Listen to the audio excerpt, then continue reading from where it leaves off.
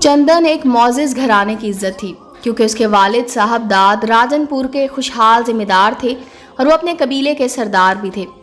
یہ ان دنوں کا ذکر ہے جب معزز گھرانے کی لڑکیوں کا گھر سے باہر قدم رکھنا معیوب خیال کیا جاتا تھا۔ یوں بھی چندن کی پرورش 7 پردوں میں ہوئی تھی۔ وہ صابر و شاکر، حیا کی پیکر اور وفا کی پتلی تھی۔ علم کی بھی پیاسی تھی، لیکن پرانے رواجوں کے اسیر اس کے والد نے بیٹی کو صرف 6ٹھی جماعت تک اسکول جانے دیا تھا۔ خدا نے چندن کو بے بہا حسن سے نوازا تھا۔ اگرچہ اس کا اصل نام عالم آرا تھا، لیکن اس کی دادی اپنی خوبصورت پوتی کو اسے چاند سے مکھڑے کی نسبت سے چندا اور چندن بلاتی تھی، تبھی اس کا نام چندن ہی پڑ گیا۔ بڑے انسانوں بھرے گھر میں بھی چندن کو تنہائی کا احساس ہوتا تھا۔ کوئی سنگی سہیلی نہ تھی جس سے وہ باتیں کر کے جی بہلا لیتی۔ چندن 16 برس کی تھی کہ اس کی سوتیلی پھپھی بیوہ ہو گئی۔ رابعہ اگرچہ سوتیلی بہن تھی، لیکن تھی تو صاحب داد کے باپ کی بیٹی، بس وہ اپنی بیوہ بہن کو گھر لے آئے اور مستقل اپنے پاس رکھ لیا۔ رابعہ پھپھو کا ایک ہی بیٹا تھا جس کا نام شاہ جمال تھا، اور وہ رانائی میں اپنی مثال آپ تھا۔ شاہ جمال کے آتے ہی جیسے صاحب داد کو حویلی میں موسم بہار نے ڈیرے ڈال دیے۔ اب چندن کا دل لگ گیا۔ ایک گھر میں رہتے ہوئے دونوں کو ایک دوسرے سے پیار ہو گیا۔ ان کی زندگی کے یہ دن ایسے تھے کہ پر لگا کر اڑتے جاتے تھے۔ چندن کی ماں ایک معزز گھرانے سے بیاہ کر لائی گئی تھی اور نامی گرامی ذمہ دار کی بیٹی تھی۔ وہ چاہتی تھی کہ چندن کی شادی ان کے ہم پلہ خاندان میں ہو، جبکہ شاہ جمال کی ماں رابعہ نے ایک مزارہ کی بیٹی کے بطن سے جنم لیا۔ اس کے حسن کی بدولت چندن کے دادا نے اس عورت کو دوسری بیوی بنا لیا تھا۔ خاندان میں یہ بات سبھی کو کھٹکتی تھی، لیکن صاحب داد نے اس وجہ کو انا کا مسئلہ نہیں بنایا۔ اس نے اپنی سوتیلی بہن کو نہ صرف قبول کیا بلکہ اسی طرح عزت و تکریم دی جیسا کہ شرفا کیا کرتے ہیں۔ شاہ جمال بے شک حسن میں بے مثال، لیکن عادت و اطوار میں اپنے والد کے خاندان پر نہ تھا۔ اس کا ننھیال مزاروں کا تھا اور وہ سبھی تعلیم سے محروم لوگ تھے۔ شاہ جمال کو بھی علم سے لگاؤ نہ تھا۔ مارے باندھے 8 جماعت پڑھ پایا، پھر بدقسمتی سے باپ وفات پا گیا تو اس نے اسکول کو خیر بات کہا اور کھیل کھلیانوں میں نکما پھرنے لگا۔ جب صاحب داد کو پتہ چلا کہ اس کی سوتیلی بہن کا اکلوتا بیٹا آوارہ منش اور آرام طلب ہو رہا ہے، تو اس نے رابعہ کو مجبور کیا کہ میکے لوٹ جانے کی بجائے میرے ساتھ چلے تاکہ میں تمہارے لڑکے کی زندگی سنوارنے کی کوشش کر سکوں۔ اس نے بھانجے کو اسکول میں دوبارہ داخل کرا دیا تاکہ وہ میٹرک کر لے اور اس کو شہر کے کالج بھیجا جا سکے۔ شاہ جمال نے میٹرک کر کے نہ دیا۔ ٹیوشن لینے کے باوجود وہ دوبارہ میٹرک میں فیل ہو گیا تو چندن کی ماں نے شاہ جمال کا رشتہ رد کر دیا اور اپنی بیٹی کی منگنی اپنے ہم پلہ خاندان میں کزن کے بیٹے احسن خان سے کروا دی، جس پر صاحب داد نے بھی اعتراض نہ کیا کیونکہ اس کو بھی بیٹی کا مستقبل زیادہ عزیز تھا۔ احسن سے منگنی چندن اور شاہ جمال دونوں کے لیے ایک سانحہ ہوش ربا تھا، کیونکہ وہ ایک دوسرے کو دل و جان سے چاہنے لگے تھے۔ وہ جدائی کا تصور بھی نہ کر سکتے تھے، لیکن صاحب داد کا روب اس قدر تھا کہ چندن کی مجال نہ تھی کہ وہ اس فیصلے پر اف بھی کرتی۔ اس نے ماں سے احتجاج کیا تو اس نے بھی ایک نہ سنی۔ تب ان 2 متوالے دلوں نے وہی کیا جو ان حالات میں نادان لڑکیاں اور جذباتی نوجوان کرتے ہیں۔ نقدی اور زیورات لے کر یہ دونوں رات کی تاریکی میں گھر سے روانہ ہو گئے کسی انجان منزل کی طرف۔ لاہور آ کر شاہ جمال نے ایک مضافات میں معمولی سا کرائے کا مکان لے لیا۔ جب تک نقدی نے ساتھ دیا آرام سے گزر بسر کی۔ جوں ہی جمع پونجی ختم ہوئی پریشانی نے آ دبوچا، زیورات بک گئے اور نوبت فاقوں تک آ پہنچی۔ رابعہ بھائی سے شرمندہ تھی، لیکن صاحب داد جانتا تھا کہ اس واقعہ میں اس کی بہن بے قصور ہے اور چندن کو شاہ جمال کے ساتھ فرار کرنے میں اس کا کوئی عمل دخل نہیں ہے۔ لہٰذا اس نے بیوی کو تاکید کر دی کہ خبردار میری بہن کو تم ہرگز اس معاملے میں دوشی مت ٹھہرانا اور نہ ہی اس کے ساتھ بے رخی یا تانا زنی سے مخاطب ہونا۔ وہ بیچاری بیوہ تو خود اپنے اکلوتے بیٹے کے چلے جانے سے نیم جان ہو رہی تھی۔ ادھر چندن اور شاہ جمال حالات کی گرفت میں آ چکے تھے۔ پلے پوٹی کوڑی نہ رہی اور خودداری کسی کے آگے ہاتھ نہ پھیلانے دیتی تھی۔ تن آسانی مشقت کے آڑے تھی اور کم تعلیم اچھی نوکری کی راہ میں رکاوٹ بن گئی تھی۔ غریبوں کی بستی میں رہائش اور پھر نا واقفیت کوئی اخلاقی سہارا دینے پر آمادہ نہ تھا، यहाँ तक कि चौकीदारी के लिए भी शजरा नस्ब मतलूब था। मजबूर बराबर वाले घर के पड़ोसी को हाल-ए-ज़ार बताया। वो एक गरीब मजदूर था। उसने शाह जमाल को मजदूर अड्डे पर साथ चलने को कहा। नाचार वो उसके साथ जाने लगा, लेकिन मजदूरी भी रोज़ नहीं मिलती थी। कभी दिहाड़ी लग जाती और कभी ना लगती। तब उस रोज़ भूखा ही सोना पड़ता था। खुशहाल घराने के ये नाजुक बदन आराम पसंद कब तक इस पथरीली जिंदगी का मुकाबला करते। मेहनत मजदूरी शाह जमाल को रास ना आई। उसकी सेहत जवाब देने लगी और बुखार ने आ लिया। फिर ये बुखार मुस्तकिल रहने लगा। डॉक्टर के पास पड़ोसी ले गया। चेकअप हुआ। डॉक्टर ने गुर्दों की तकलीफ बताई और आराम करने की हिदायत की। बाकायदा इलाज कराने की भी ताकीद की। इतनी पूंजी पास ना थी कि इलाज होता। एक रोज़ शाह जमाल की हालत ख़राब हो गई। गशी तारी होने लगी। चंदन दौड़ती हुई एक मोहल्लेदार के पास गई जो कुछ बेहतर माली हालात रखता था। उसका नाम जान खान था। उसने चंदन का बेमिसाल हुस्न देखा तो बस देखता ही रह गया। उस वक्त चंदन बुरी तरह घबराई हुई थी। जहान खान ने तसल्ली दी। उसके हमरा घर आ गया और फौरी सवारी का इंतज़ाम करके बीमार शाह जमाल को हस्पताल ले गया। चंदन भी साथ थी। डॉक्टर ने दाखिल कर लिया। टेस्ट वगैरह हुए।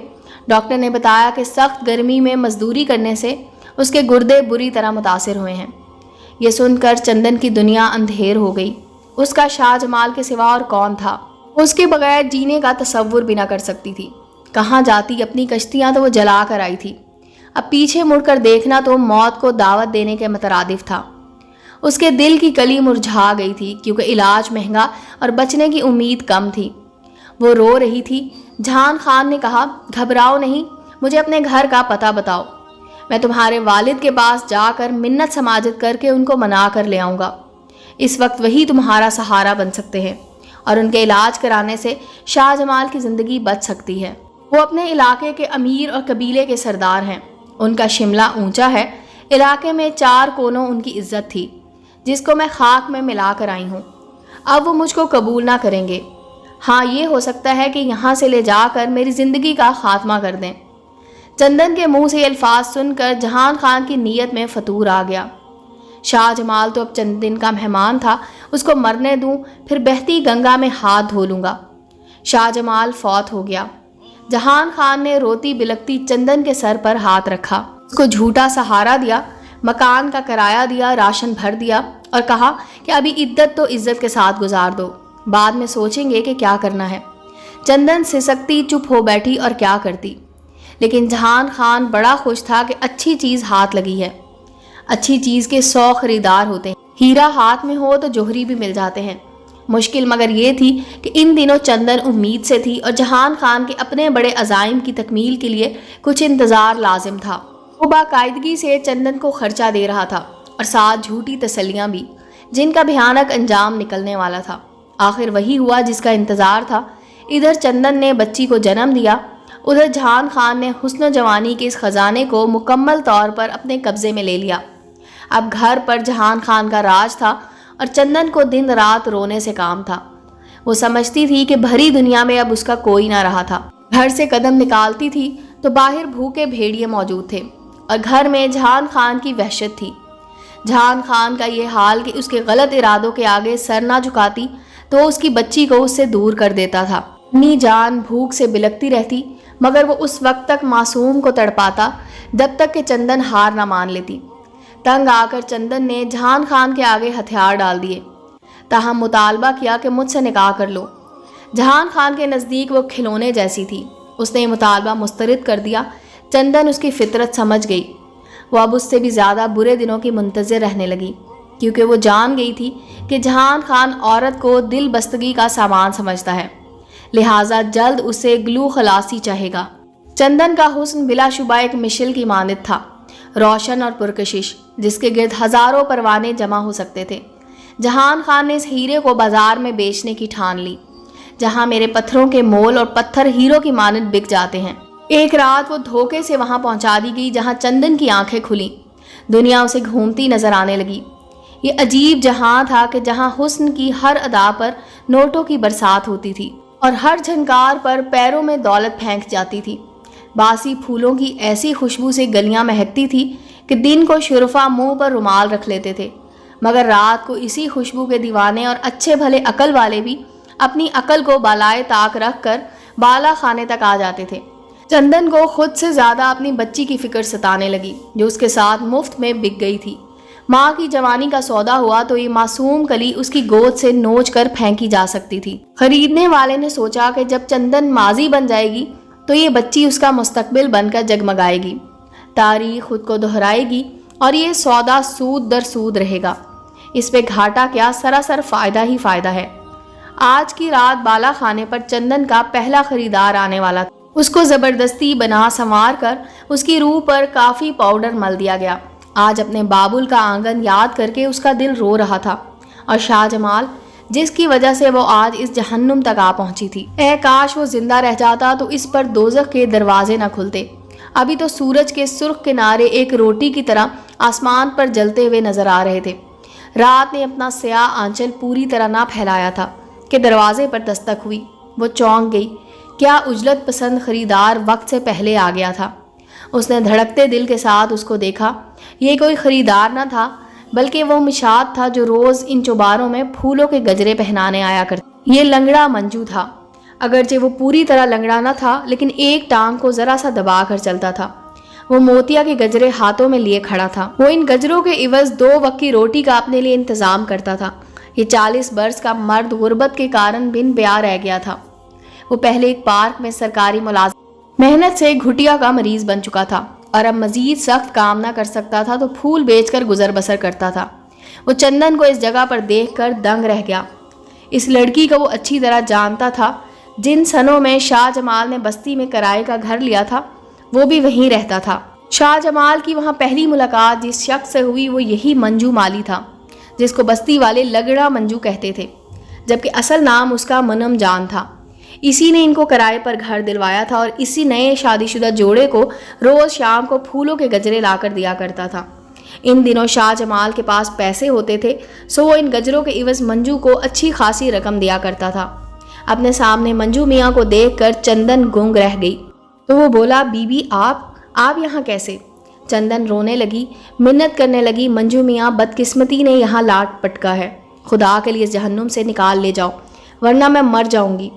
منجو سیانہ تھا، اس نے کہا، خاطر جمع رکھو، میں تم کو اس جگہ سے لے جا سکتا ہوں مگر ایک طریقے سے، تم مجھ سے نکاح کر لو، پھر میں اپنے دوست پولیس انسپکٹر کے ذریعے تم کو یہاں سے نکال لے جاؤں گا۔ چندن نے لمحے بھر کو سوچا، اپنی بیٹی کا خیال کیا اور پھر اس نے جیتے جی خودکشی کو قبول کر لیا۔ اسے ڈر تھا کہ اگر ایک بار اس بازار میں بکی تو پھر وہ بار بار بکے گی اور خریداروں کی بھیڑ لگ گئی تو پھر ادھر سے راہ پانا مشکل ہی نہیں ناممکن ہو جائے گا۔ کیا کرنا ہوگا؟ وہ بولی، میں انسپکٹر کے ساتھ نکاح نامہ اور قاضی کو لاتا ہوں، اسی کمرے میں تم نکاح نامہ پر دستخط کر دینا، آگے انسپکٹر جانے اور ہم جانے۔ آدھے گھنٹے بعد منجو انسپکٹر کے ہمراہ آ گیا۔ چوبارے کی مالکن سے کہا کہ انسپکٹر صاحب ذرا اپنا ڈیوٹی نبھانے کو آئے ہیں، ابھی کے ابھی چلے جائیں گے۔ یوں یہ پھولوں والا چندن کو ماں اس کی بیٹی کے پولیس کی گاڑی میں بٹھا کر پہلے تھانے لایا اور پھر وہاں سے اپنے گاؤں لے گیا۔ چوبارے کی مالکہ کو پولیس انسپکٹر نے قابو کیا اور چندن منجو میاں کے گھر اس کی گھر والی بن کر رہنے لگی۔ یہ وقت اس کی زندگی کا سب سے کٹھن دور تھا مگر صبر سے گزارا کیا، یہاں تک کہ وہ 4 بچوں کی ماں بن گئی۔ آفرین ہے چندن پر کہ اس نے 12 برس اسی ادھیڑ عمر کے مالی کے گھر میں عزت کے ساتھ گزار دیے مگر کبھی اس کی مفلسی کا شکوہ نہیں کیا۔ اتفاق سے ایک روز چندن کے والد کا ایک پرانا ملازم اور اس کی بیوی منجو کے گاؤں آئے اور انہوں نے چندن کو پہچان لیا۔ انہوں نے بتایا کہ صاحب وفات پا چکے ہیں۔ چندن اس خبر کو سن کر بہت روئی لیکن ان کے ساتھ گھر میں جانے سے انکار کر دیا۔ انہوں نے چندن کی ماں کو جا کر بتایا کہ تمہاری بیٹی فلاں گاؤں میں فلاں آدمی کے گھر پر ہے۔ ماں نے اپنی نند شاہ جمال کی والدہ کو ہمراہ لے کر گاؤں منجو کے گھر پہنچی اور بیٹی کو ساتھ چلنے کو کہا مگر وہ راضی نہ ہوئی کیونکہ وہ اب منجو میاں کے گھر کو ہی اپنا گھر سمجھتی تھی۔ ماں سے بولی، میرے 4 بچے ہیں جن کے باپ کی اس عمر میں خدمت کرنے والا کوئی نہیں ہے۔ اس شخص نے برے وقت میں میرا ساتھ دیا تھا، اب میں اس کو چھوڑ کر کہیں نہ جاؤں گی۔ اگر آپ مجھے لے بھی جاؤ گی تو میرے بھائی اور سارا خاندان مجھ پر اور میرے بچوں پر تھو تھو کرے گا، بہتر ہے مجھ کو یہیں رہنے دو۔ تب شاہ جمال کی ماں بولی، تم میرے بیٹے کی بیٹی میرے حوالے کر دو، اس کو ہم یہاں نہیں چھوڑ سکتے ورنہ میں تمہارے بھائیوں کو لے کر آؤں گی۔ وہ اس کو لے جائیں گے۔ خدارا پھپھو ایسا ظلم مت کرنا، میرے بھائیوں کو یہاں مت لانا، تم اپنے شاہ جمال کی بیٹی لے جاؤ، میں ایک کی جدائی سہ لوں گی، باقی چاروں کی جدائی نہیں سہ سکوں گی۔ چندن نے اپنی سب سے بڑی لڑکی جو شاہ جمال کی نشانی تھی اپنی پھوپھی کے حوالے کی۔ یوں آخری زخم بیٹی کی جدائی کا بھی سہ لیا، جس کو برائی کی زندگی سے بچانے کی خاطر اس نے غریب مالی سے شادی کرنا قبول کیا تھا۔ آج ایک بار پھر اسی بچی کے مستقبل کی خاطر چندن نے دوبارہ درد جدائی کا زہر پیا تھا۔ اس کے بعد وہ نہ ماں اور پھوپھی سے ملی اور نہ اپنے مرحوم باپ کے گھر گئی، جہاں اس کے بھائیوں اور بھابھیوں کا راج تھا۔ وہ وہاں جا کر کرتی بھی تو کیا، بھائی اس کو قبول بھی کر لیتے تو اس کے وہ 4 بچے جدا کر دیے جاتے جو مالی سے تھے، جن کی جدائی وہ نہ سہ سکتی تھی۔ اس بات کی بھی اس کو قطعی امید نہ تھی کہ اس کے بھائی باپ کی وراثت سے 1 کوڑی اس کو دیتے، بلکہ زمین تو ایسی چیز تھی کہ جس کی خاطر چندن کے بھائیوں جیسے مرد بہنوں کی شادیاں نہیں ہونے دیتے تھے کہ کہیں ان کی وراثت کے اور دعوے دار پیدا نہ ہو جائیں۔ چندن تو پھر گھر سے بھاگی ہوئی عورت تھی۔ شاہ جمال کی وراثت میں سے بھی انہوں نے پھوپھی اور اس کی پوتی کو حصہ نہ دیا۔ البتہ جب چندن کی بیٹی جوان ہو گئی تو اس کے بھائیوں نے ایک امیر گھرانے میں اس کی شادی کرا دی اور جہیز بھی اپنی حیثیت کے شایان شان دیا، کیونکہ شاہ جمال کی بیٹی ان کے گھر سے رخصت ہوئی تھی۔ یوں چندن 7 پردوں میں پلی بڑی تو منجو مالی کے گھر بھی 7 پردوں میں ہی رہ کر فوت ہو گئی۔ امید ہے دوستو سٹوری اچھی لگی ہوگی۔ چینل کو لائک اور سبسکرائب کریں اور بیل آئیکن کا بٹن دبانا مت بھولیں تاکہ ہر نئے آنے والی سٹوری کا نوٹیفیکیشن آپ کو مل سکے۔ ملتے ہیں اگلی سٹوری کے ساتھ۔